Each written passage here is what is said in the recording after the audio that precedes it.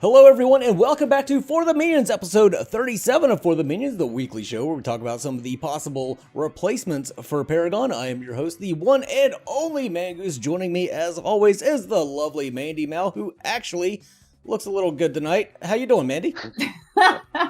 I'm actually doing fine, thank you so much. And I know I say this every episode, but I really am really excited this time because our little special guest host is a good friend of mine, and I'm really happy that he agreed to be on the show, and that is Rigel. So please go ahead, introduce yourself a little bit, tell us how you got started with Paragon and all that good stuff, favorite hero, all the good stuff.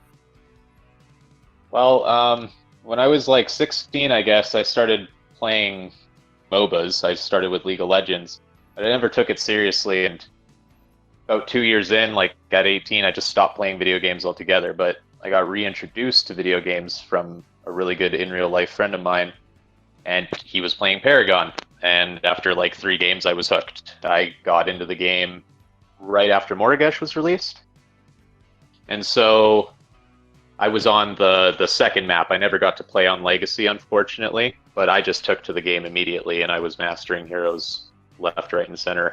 Just got really addicted to MOBAs again. Yeah. And then that led me here, and now I'm a Smite jungler for Reliance Gaming.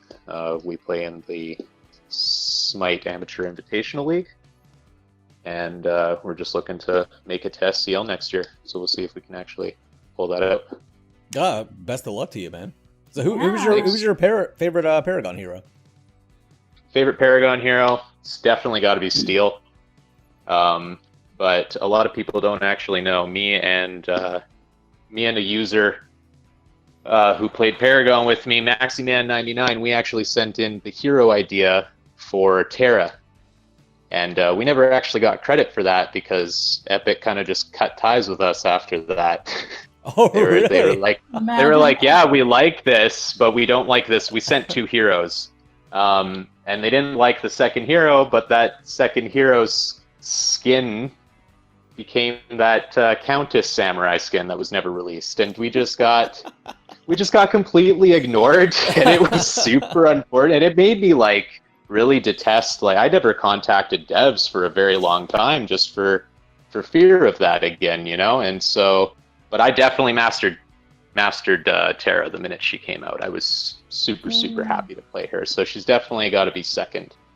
But yeah, Steel's my one true baby for sure. I feel Steel was underrated. I think everybody knows that Steel was strong, but I don't think people realized how strong Steel was.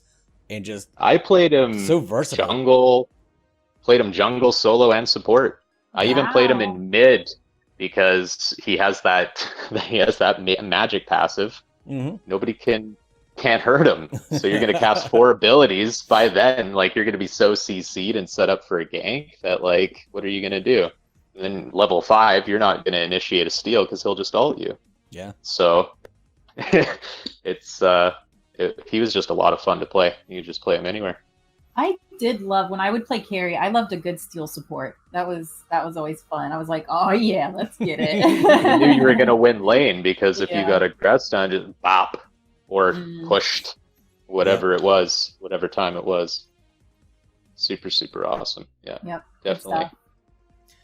All right, so for this week, we're going to change things up a little bit. Instead of doing the news and updates, because we really didn't have that much news and updates, I'll hit on them real quick. It's just there was an announcement from Predecessor saying that they're starting to put the lane minions in finally, but that's not the last thing they need to work on. But Alpha should be pretty soon, and then for Ethereal, they're starting to gear up for their Alpha release. They're starting to hire people to do like trailers, gameplay trailers, and stuff like that. That by no means that it's coming out very soon, but they're just now hiring those people, so it's good to see that they're making those preparations. But the main thing I wanted to talk about this week, instead of doing the news and updates, was in the last poll, a lot of people are talking about how they've completely lost faith in these games, and I will never tell anyone that their opinion is wrong because it's their opinion, and I can totally see where a lot of these people are coming from. However, I think a lot of that doubt is misplaced. I think what happened is a lot of people hooked their horses to the core cart at the very beginning, and now core has stalled out quite a bit. They're not dead, they're not going anywhere, but they have stalled out quite a bit, and that's caused a lot of people to lose a lot of faith that there will ever be any sort of Paragon reboot. And it just makes me wonder, like, are you not looking at predecessor at all? Because one of the complaints I see a lot is that they haven't seen like a demo of the game or any kind of gameplay or anything. Any one of Sergeant Smokie's streams, I'll link his Twitch down below, has plenty of gameplay. Like every single one of his streams forever has had actual gameplay, and some of it is server based. So I don't really see if that's the reason why you're losing faith, then start looking other places. That is pretty much my point there. And I got a couple points I want to make during this conversation. But Mandi, what did you have anything you wanted to say about this? Well, I feel like I've gotten on this soapbox before, so I don't want to kind of beat a dead horse. But like I've said multiple times, this is not typical gameplay development news. Like we're asking these people for updates on a week-to-week basis. And it's not like groundbreaking things are happening every single week. It's a slow process. Hiccups happen and they have to fix hiccups, and nobody wants to hear about that as news. They want to hear all this big groundbreaking, earth-shaking stuff as updates. And if they're not hearing that, they may start thinking, oh, well, the game is dead.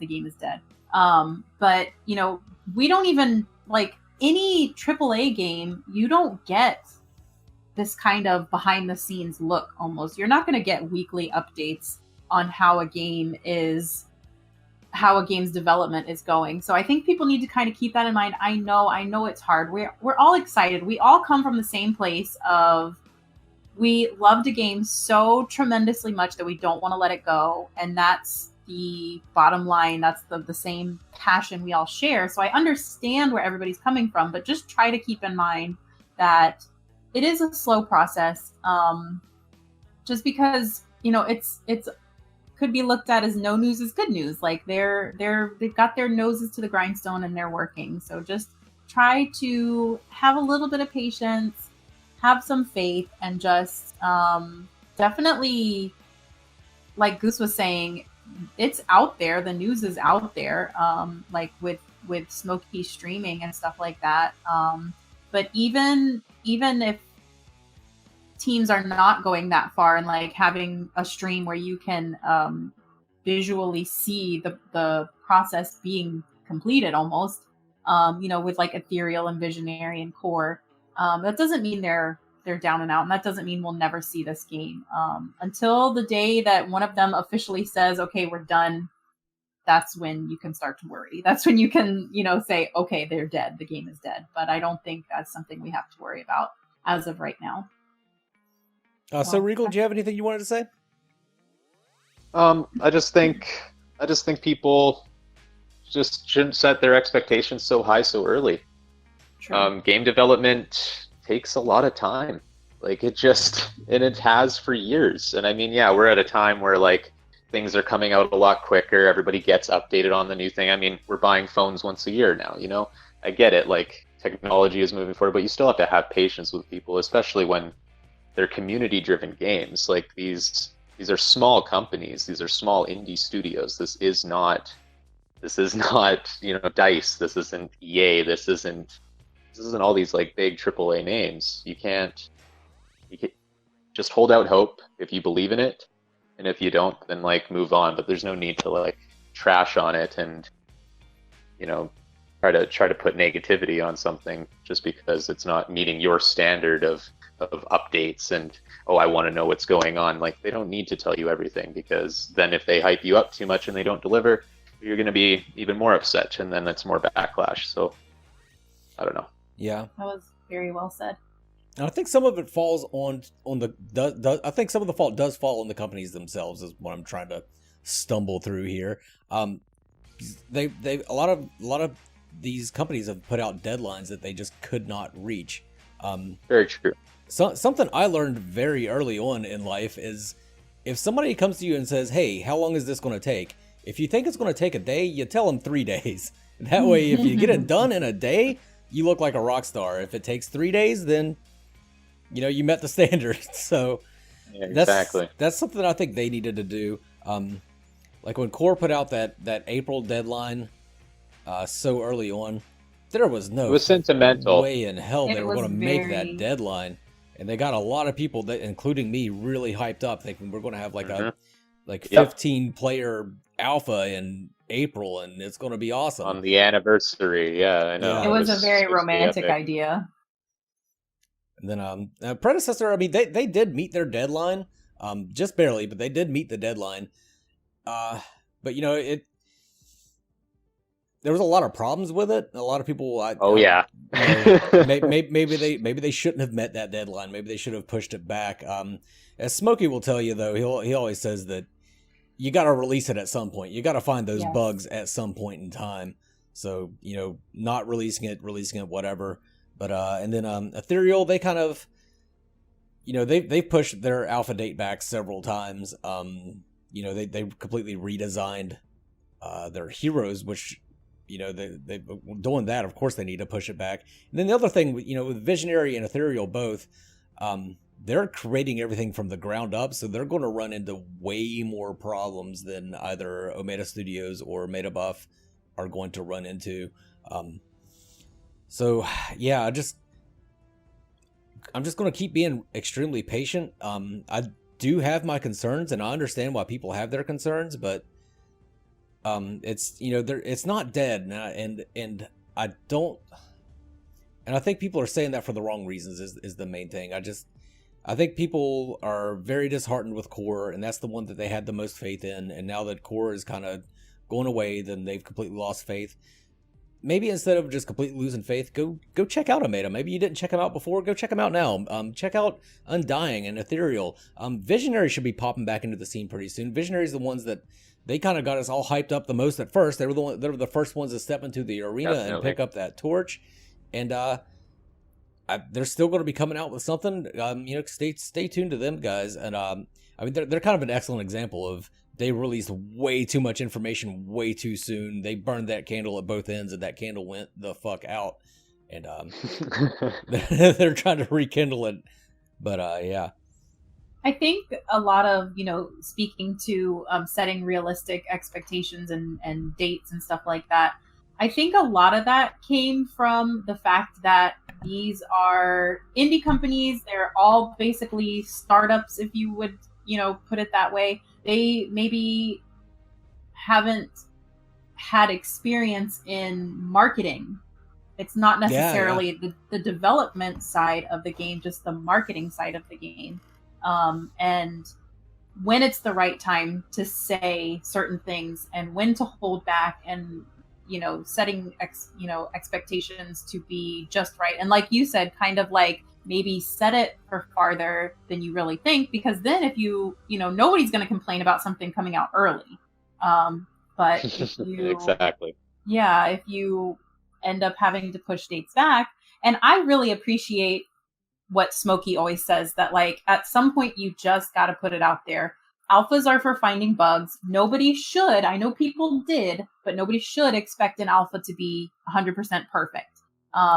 So get it out there, let the public get their hands on it and help you in a way. They'll help you with the development of the game by saying, this needs to be fixed, this is good, blah, blah, blah. So I just think that Smokie has a really good head on his shoulders when it comes to this, and I think he is a good example to look to in the way he's handling this. So I would definitely encourage people, if they maybe didn't have faith in Omega before, like you said, check them out if you're not.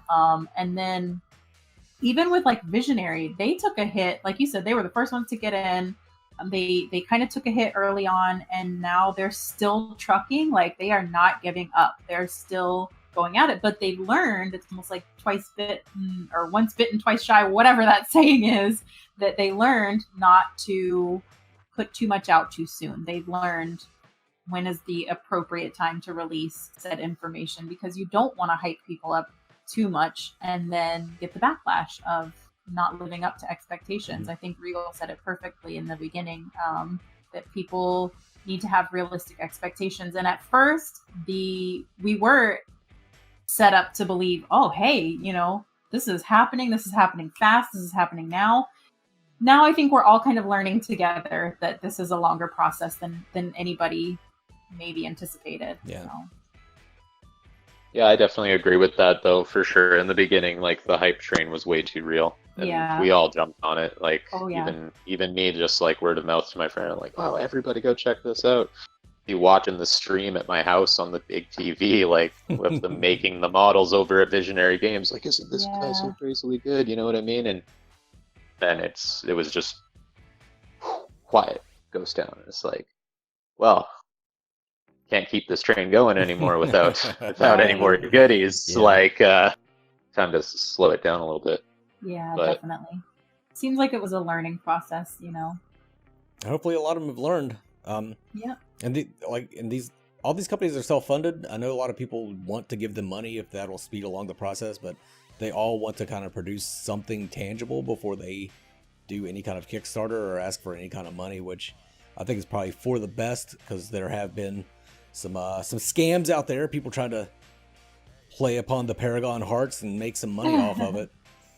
And it's also just respectable. Yeah, that is. Here's a little something. You want to give us a little something. It's just a lot more respect. Yeah, definitely. I think that's about all I wanted to say. Did you guys have anything else you want to kick in? No.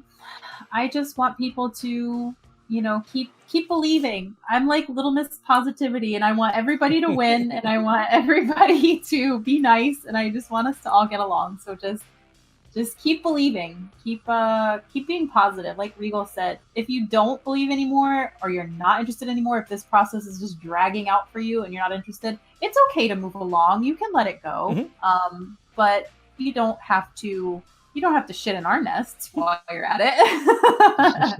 Exactly. Yeah, like I said, it's a perfectly valid opinion. Yeah.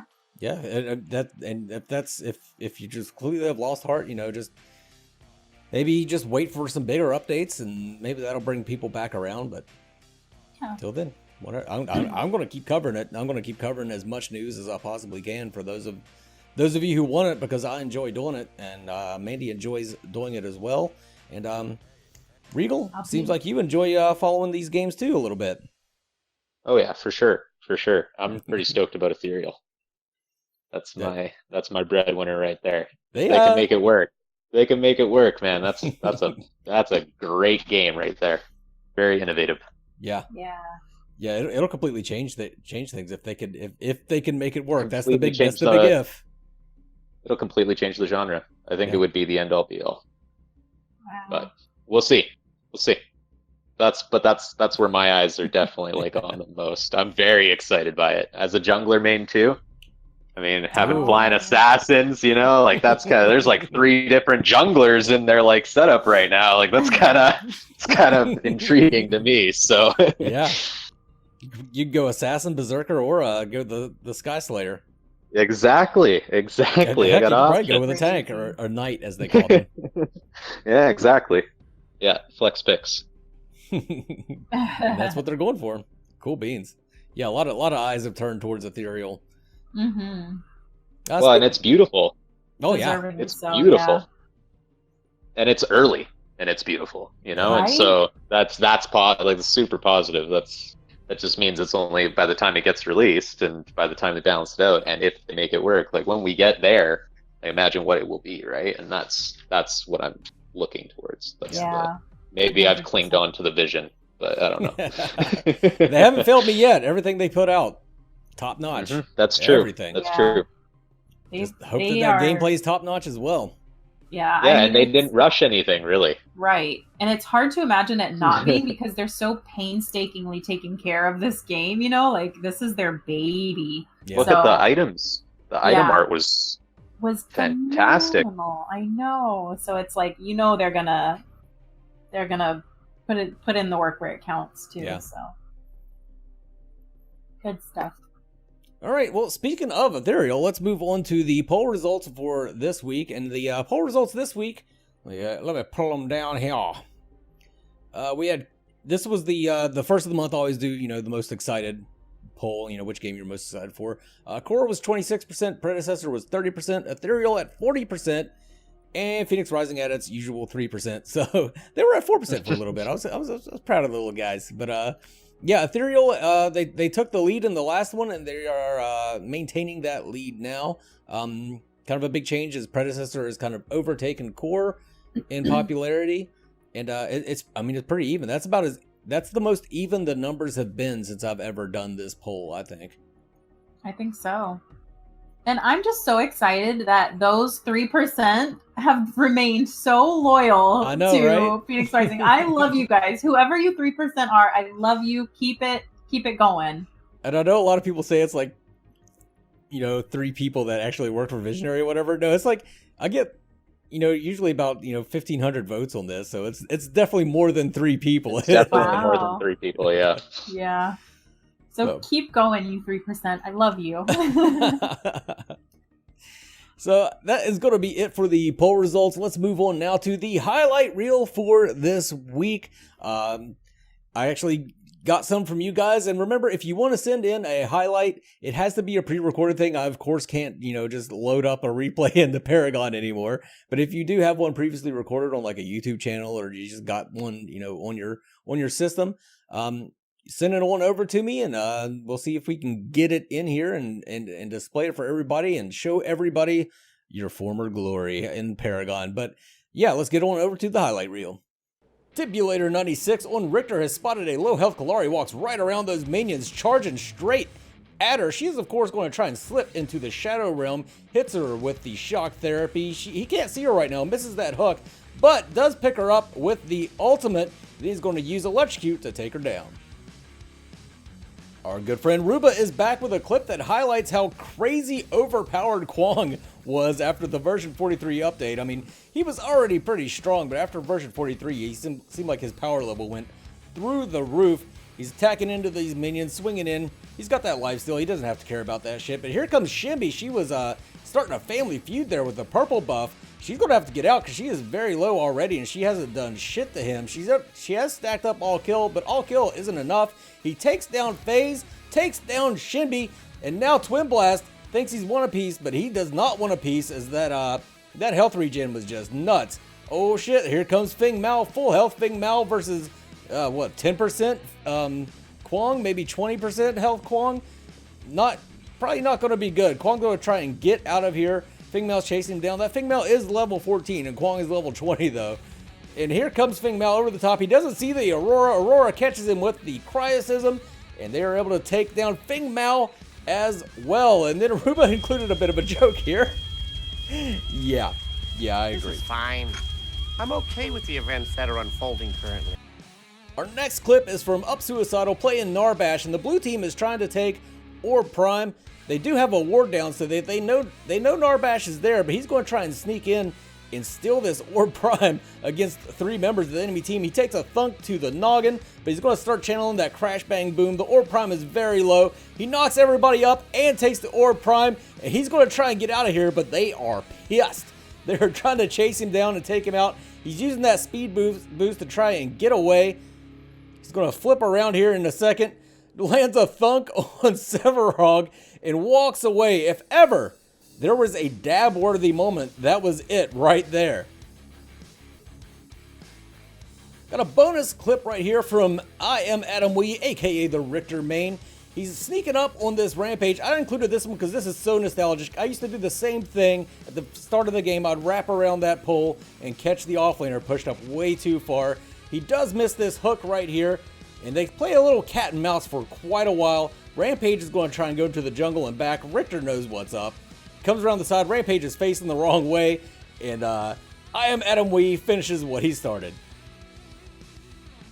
Alright guys, I hope you enjoyed those highlights. For the topic of discussion for this week, I was talking to Rigel a little bit, and he was talking about competitive Smite play and you know how that could kind of translate into some of these newer games. As we've talked about on the show before, A competitive scene is kind of important to a MOBA, and it'll be important to any of these games going forward.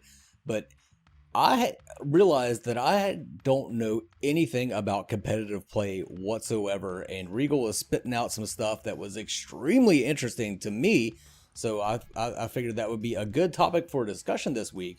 So Rigel, you kind of competitive Smite. You're in the amateur, was it the amateur console league or something like that? You were saying? Yeah, it's Sale. So Sale basically, Sale is an amateur league that is it's community driven. So they've gotten gems from high res, and so we play for like the in-game currency. But it's a good platform for us to practice against other people who are taking the game seriously, but aren't necessarily in the pro leagues yet, in kind of like a way to get us ready to compete in the pro leagues on the console side. Because on the console side, it's an open bracket every year, and the top 2 teams from the open bracket face off against the 2 bottom teams in the console league, and whoever wins those fights, those matches, they get to be the pros that year, at the bottom teams, and then you get a chance to be, making money, making salary playing video games.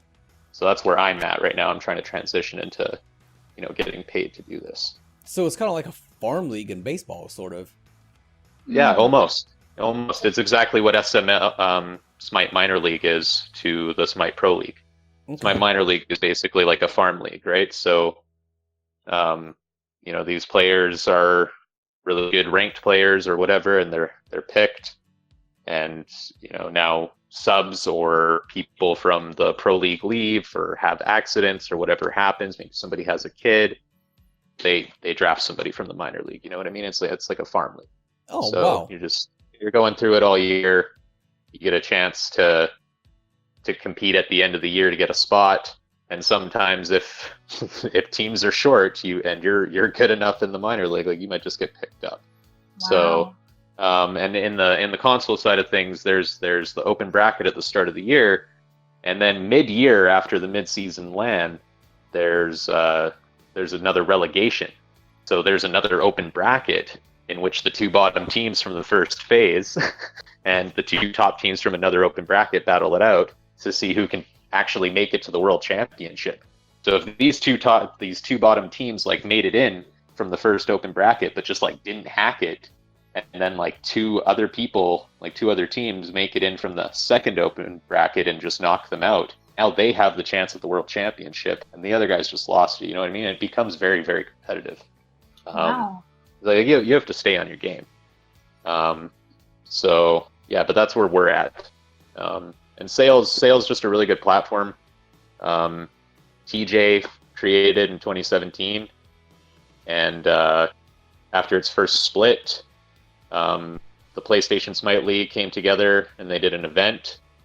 And Koja Fox, he's a coach in the SPL, the Smite Pro League, and his team, they competed on the console side of things, and they placed first in the Brawl Championship. And then they had a huge stream event, and that brought in a bunch of viewers, and the PSL eventually shut down, and the people from that league joined in on Sale, and it made one big super league. And so this is the closest thing to Smite Minor League for console, and that's where we're at now. So okay. now we're getting gems from them, and we compete, and it's a hell of a lot of fun, but it's a hell of a lot of work. Yeah. So how do these teams form? Is it usually just friends that just make a team and then enter the bracket, or is it, that's teams how it happened people for out me. Of ranked, or?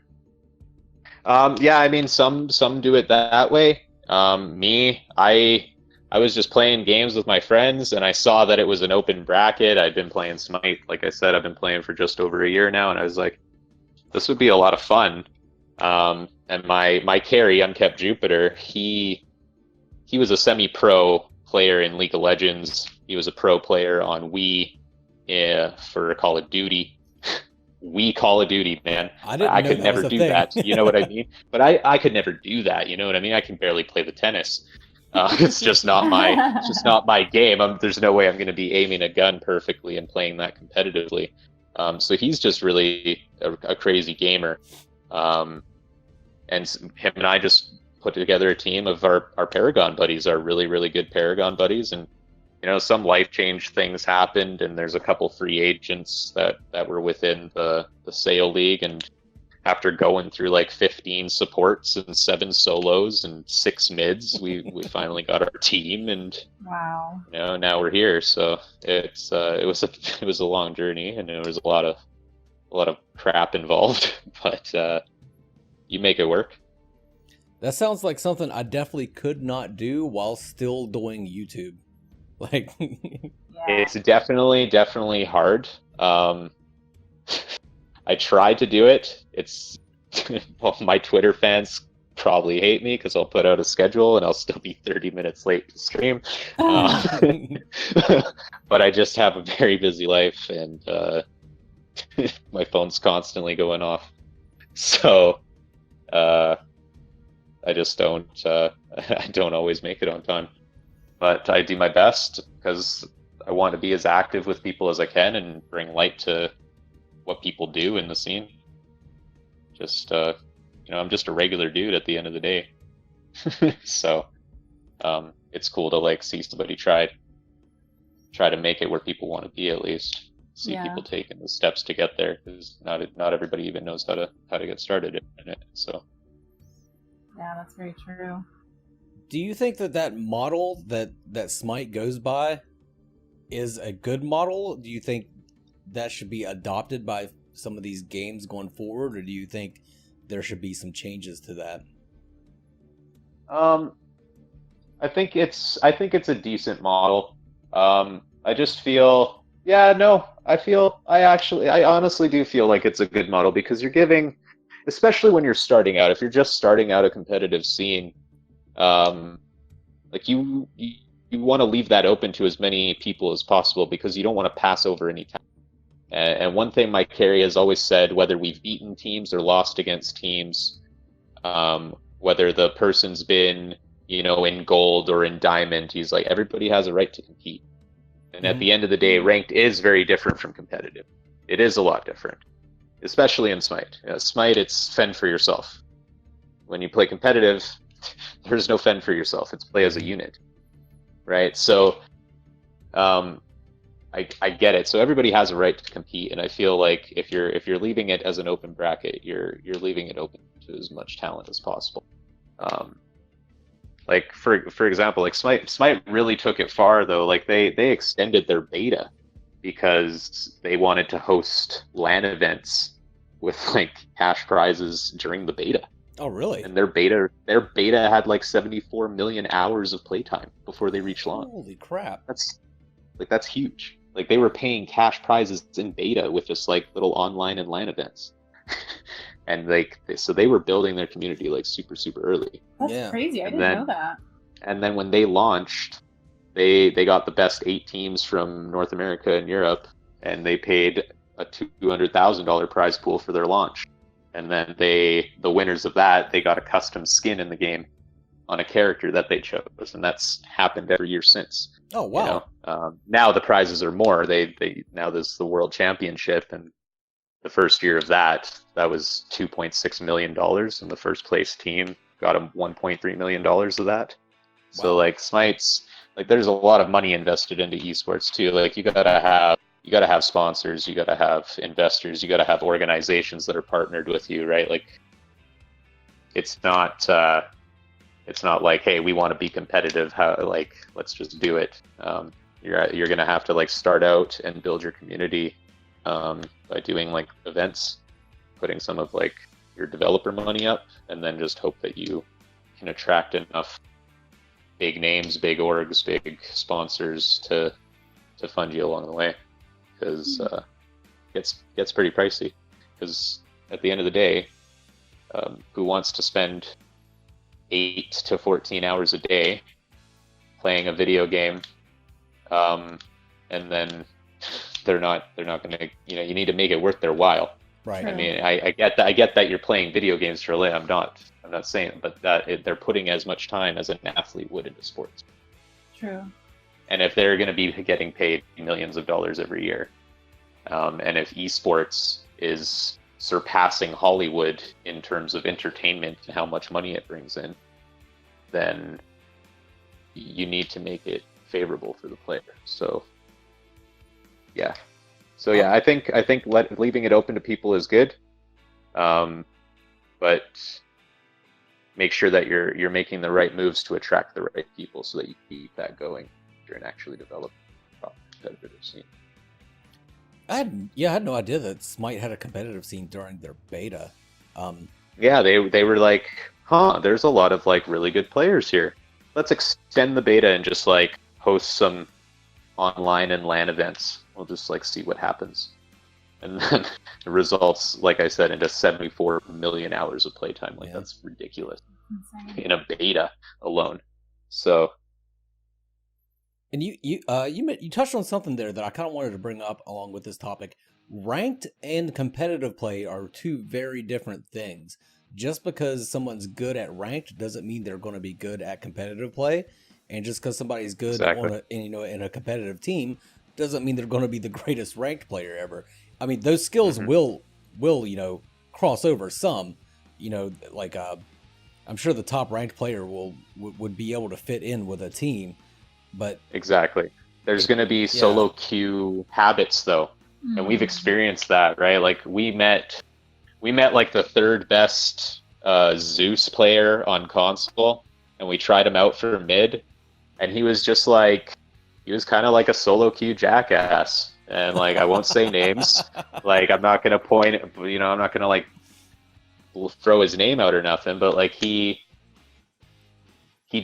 had a lot of solo queue habits. He didn't play with his team. He just, he just did a lot of dumb stuff, and it threw games for us. And it was just because he was really good at what he did. He was a really good mid laner, but he was good at his lane, what he needed to do, nothing else. Like no team play, very little team play. Yeah, you got to be able to follow call-outs, make call-outs, and support and that's the team. thing. If you need to die for your team, then die for your team. And that's a call that has to be made sometimes. And I can imagine like a solo queue commando would not want to do that. It's just more selfish. You play more selfish. You play for yourself because you're not trying to feed. Because in ranked, if you feed, then you're getting spammed with toxicity, because we all know how MOBAs work. So what was that guy's name again? Mandi, you've been awful quiet. What you got? Yeah, I was wondering if there's anything, Rigel, that you think these games, these 4 games that we've been talking about, is there anything that they absolutely have to do if they want to get into the competitive scene? I'm sure that's, kind of far on their radar for now. They want to get a game up and running. But is there anything, in your opinion, that they have to do if they want to be successful in the competitive scene? I would say start out, make sure that you have a healthy player base and that you can retain it. Make sure that you have some proper balance. Like don't just hop into the game and be like, "Hey, game's launched, let's get ready for esports." Like no, like let's have a balance. Let's see how everything performs, balance the heroes accordingly, then see about maybe adding ranked. If there's enough even interest in ranked, then see how many people are hitting that top threshold. See if it's worth it to start investing in a competitive scene. And then from there, if you're doing well, just start hosting online events, and whatever you can start raising from that through streams, whatever the hell, start making those LAN events and try to grab those sponsors. Cool. And just go from there. It's baby steps. I mean, like Hi-Rez isn't the biggest company ever. Right. And they are the 3rd most talked about MOBA. Wow. So it's doable. when you search up MOBA esports on the internet, it will say League of Legends, Dota 2, Smite. Like that's the order. They're the big 3 right now. And as much as like 2 of them are, I would classify these games into subgenres now, the top-down MOBA and a third-person MOBA, because they they are separate things. They do have separate mechanics. They are separate realms, but True. at the end of the day, they are the big three. So, and yeah, High Res isn't huge. They do well, but they're not. They're also not a AAA studio. They're not. They're not EA, right? They're not. They make free to play games, and they do a really really good job of it. But yeah, I think if they can do it, these games can definitely. I thought Paragon could do. So, Yeah. PCL kind of. That was fun to watch there for a little bit. It was. It really was. It was super entertaining. Brought a lot of viewership. I loved Nerf. Didn't even know the guy existed before PCL. What do you know? You learn a few things from competitive as well. And when you have a competitive scene, you're drawing in more people because people have an innate instinct to be competitive. Everybody wants to be the best a little bit, right? Everybody wants to climb those leaderboards. Everybody wants to see where they're going to be, and people want those pros to look up to so that they know how to play the game, how to manipulate enemy players, how to do all these things. So it's definitely it's healthy for the game, I think, especially if it's competitive by nature. Don't wait on ranked. Don't wait on ranked like Paragon did. Don't wait on ranked. Another topic we've covered, yes, they definitely need to put ranked in as soon as they can and not rely on a third-party ranking system. And do not ever lock a hero behind a paywall, Genesis. Is Genesis? I know we're not talking about that game, but I have to make that heard. Come on, Rampage, what are you doing? You're gonna mess up the balance of your game. How are people supposed to play a hero? How are you gonna get numbers and stats for a hero that's only played by people who have money? Yeah. Get out of here.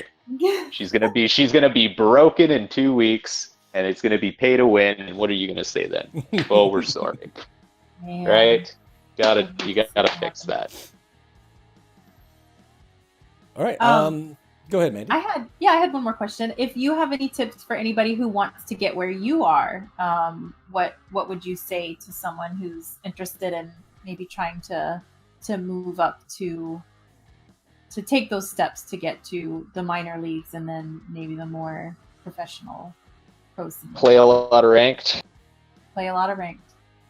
And do good. Honestly, with the new system, just do as good as you can in your first 10 games because it's going to matter the most. Qualifiers don't happen anymore. Smite specifically. If it's any MOBA, we can just go with the play a lot of ranked. Try to find some like-minded people. People that you innately have good synergy with, and queue up with them, play with them as much as possible, and just do it. Just try. Look for those little tournaments. Look for those little ins and outs, and just try. Because if you fail, you're just back where you were. You're still just playing video games for fun. But if you go somewhere, then you're taking that step. Just take the step. You got nothing to lose. It's like you really don't. We're just playing video games. We're all just gamers, guys. Cool. I like it. That's really good advice. All right. Is that it for the topic? Anybody else got anything? No, I think we're good. Okay, right on. Let's move on into plugs. Rigel, what do you got to plug, brother? Twitter, @so_Rigel. I got a YouTube, I got a Twitter, but you're gonna hear about all that if you go to Twitter. Twitter's probably where I am the most active. You'll know what's going on everything else if you follow that. So. Oh, right on. Mandi, anything to plug? I have something to plug. What? Can you believe it? I actually put out a video on YouTube. I did a kind of like a review, my thoughts and opinions on Genesis. So if anybody's interested in what I have to say, go check that out. And then I'm still streaming, of course. Oh, thank you. Yeah. Thanks very much. I put out a cooking video, which are pretty rare for me, but I do put them out sometimes, and people seem to enjoy them. Did beer-basted boar ribs from World of Warcraft, so if you want to see me cooking some shit, go take a look at that. And also, I'm starting to be a little more active on Instagram. It's mainly just weird and or gross pictures from work. It's the Mongoose GG, not Mangoose, Mongoose. I made this back when I was still the Mongoose. But yeah, the Mongoose GG, and I'm kind of been trying to do like a caption competition to see if anybody can beat my captions. The first picture I put on there was a very, very strange drawing, and I forget what the caption I put was because people immediately beat it. Somebody was like, "Oh, it's the picture of Ron Weasley. It's the long lost portrait of Ron Weasley.